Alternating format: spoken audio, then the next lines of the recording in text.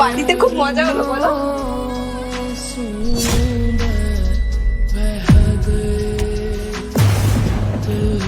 পার্টিতে তো মজা লাগবে।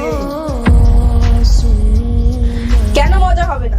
তুমি তো পার্টিতে আমার সাথেই ছিলে, মজা আবার হবে না? তুমি পাশে থাকলে না আমি সব সময় খুশিতে থাকি। সবে ঘরে আসলে আর এক্ষুনি শুরু হয়ে যাবে। আমাদের কাছে তো এক সপ্তাহ পরে। তুমি জানো আমি এই সময়টার জন্য কত অপেক্ষা করেছিলাম?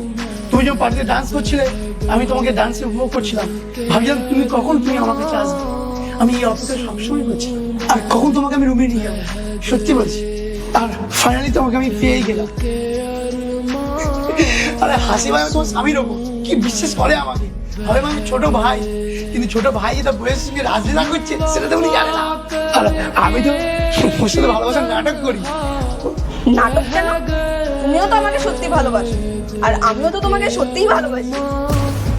আর আমার স্বামী বোকা না, ও একটু সরল মানুষ।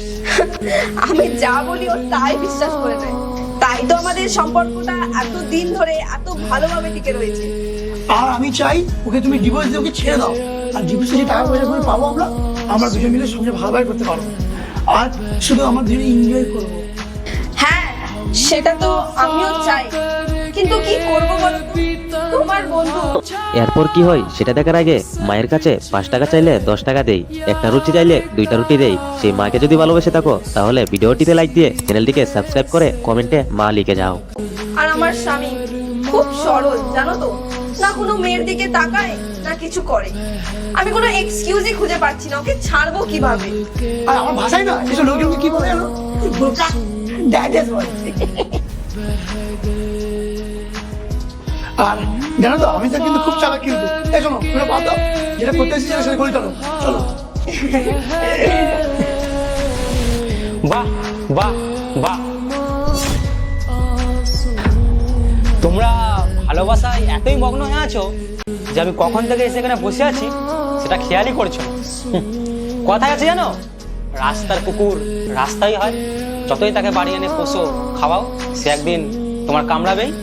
আর আজকে তোমরা দুজন প্রমাণ করে দিলে। তুমি তুমি এখানে কি করছো?